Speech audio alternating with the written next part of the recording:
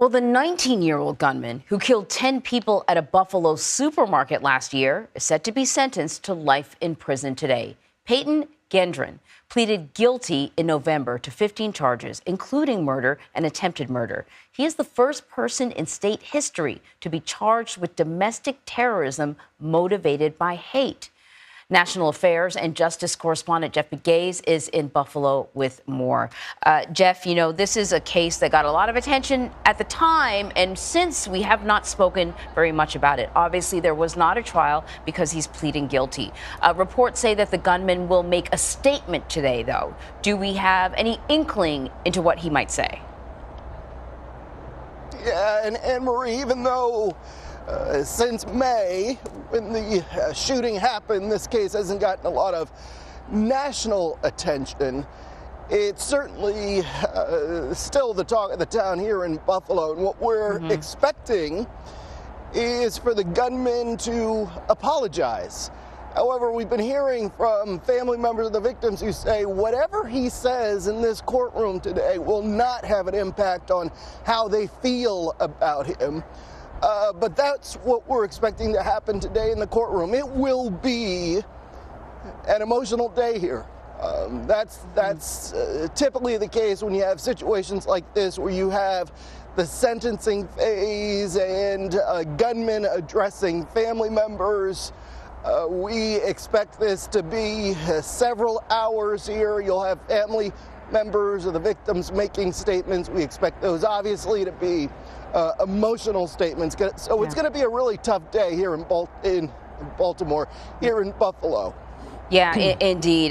Well, you've covered, shootings in Baltimore, so I can understand why you would sort of have that little mix-up there. But as you point out, we are going to be hearing from the victims. He is going to be hearing from the victims. He's going to be hearing about the way in which his crime has ripped their lives apart.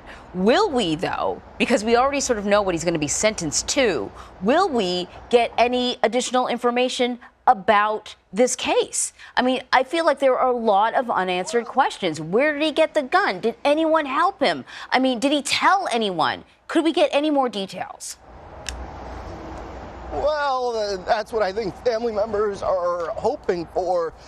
Keep in mind, this is a 19-year-old who, at the time of the shooting, was an avowed white supremacist.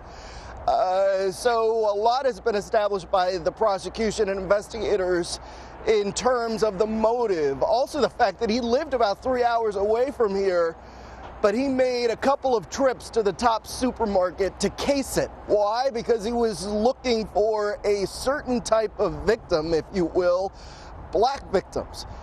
That was his goal. And he killed 10 people, wounded 3 others. So we expect to get more information about perhaps from him. We'll have to see. These things are often unpredictable. While you expect one thing to happen, it is not unusual for something totally unexpected to happen. But in situations like these, it is fair to expect that you will get more details about the crime, the nature of the crime, perhaps his thinking. But what we're hearing this morning is that he will apologize to the victims. And that in itself, if it happens, should reveal a lot about his thinking surrounding this crime. Yeah, indeed. He is also facing a federal charges as well. But what is the benefit for him of pleading guilty? Well, it's that he, and I'm sorry, it's a little windy here, so my eyes are tearing up this morning, but we expect that, I'm sorry, Anne-Marie, could you repeat that question? I'm just wondering what the benefit is when it comes for him to be pleading guilty. I mean, the death penalty, I don't know if that was an option or not in a case like this. Not in the state case, but in the federal case, that's the big debate. There have been reports that federal prosecutors have been probing family members about whether they want the the Department of Justice to seek the death penalty in this case. But at the federal level, there is a moratorium on death penalty cases. So we'll have to see where that goes. But should he show some remorse, the thinking by defense attorneys is that it could lead to some leniency in the federal case. However, typically family members aren't comfortable with that kind of thing. So we'll have to see how they react and what they're telling prosecutors. But while this case unfolds in the state courts today, he will appear in federal court tomorrow. Let us talk a little bit about that. And you just brought something up that I thought was quite interesting. How much in cases like this do federal authorities take into account the victims' feelings when they move forward with these federal charges? Well, to be quite honest, and that's a really good question, because over the last couple of years, we've seen in some of these headline-grabbing cases where prosecutors and family members of the victims aren't on the same page.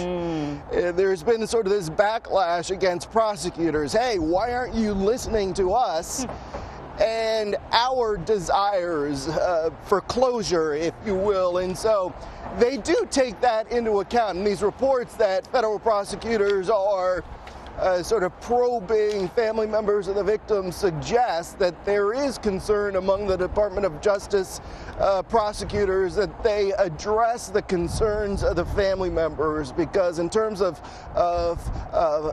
PR, it never looks good if you have family members after a plea deal or after a sentencing coming out, standing outside the courthouse and complaining about prosecutors and what they didn't do to satisfy the desires of family members. So it is something that prosecutors, especially now, are taking into account. Jeff Pegues, thank you very much, Jeff.